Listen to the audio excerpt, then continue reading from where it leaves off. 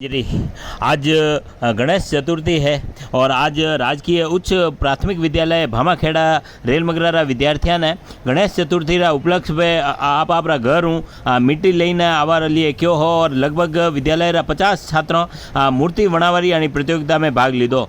जन्मीने बच्चा काफ़ी उत्साह लारे मूर्तियाँ बनाई और मूर्तियाँ रा कलर और फूलों की सजावट करने श्रेष्ठ मूर्ति बनावा वाला ने प्रथम रेखा गाडरी, द्वितीय प्रियंका और तृतीय कोमल गाडरी रही।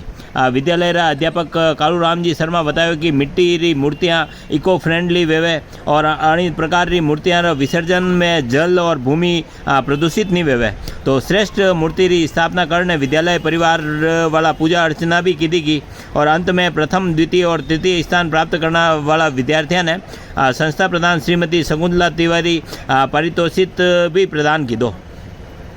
अणी दौरान विद्यालय रा खुशबू जिनगर, राजाराम मीणा, रतन कुमावत, जमता गाडरी सहित छात्र छात्रा बड़ी संख्या में उपस्थित था।